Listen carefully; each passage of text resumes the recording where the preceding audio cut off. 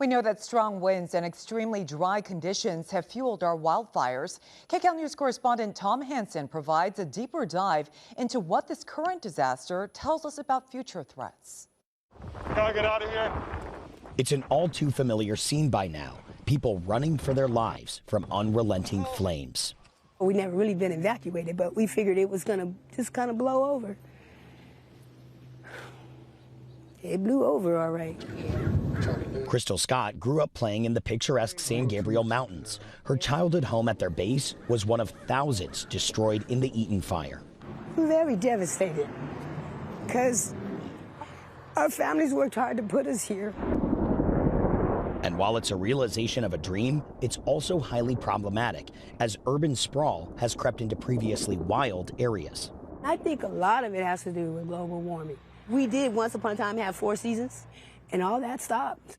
These neighborhoods tucked in the foothills of Los Angeles could have survived this weather whiplash. But with climate change, the rainy seasons are more intense, the dry seasons last longer. In fact, the last time Los Angeles saw even an inch of rain was around Easter of last year. And long-term weather models don't call for any rain coming here anytime soon. Could this have been prevented? No. UCLA professor Stephanie Pincel points to a history of intense fires in the West. Ma'am, you have to evacuate. Yeah, we are. 3 years ago, the Marshall Fire near Denver snaked down a hill, growing from a grass fire into the most destructive in Colorado's history, incinerating more than 1,000 suburban homes. And in 2013, the Yarnell Hill Fire in Arizona killed 19 elite firefighters who were trying to protect homes just down the mountain. We're still thinking that as humans, we can overpower nature. Well, we're not quite that powerful. These fires all have one thing in common. They take place at the wildland-urban interface, a technical term for where humans have overstepped into nature.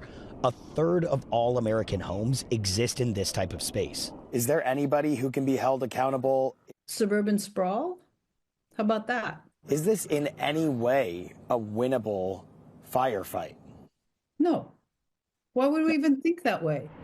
Winning means we're still trying to dominate natural patterns. We cannot win over nature ultimately.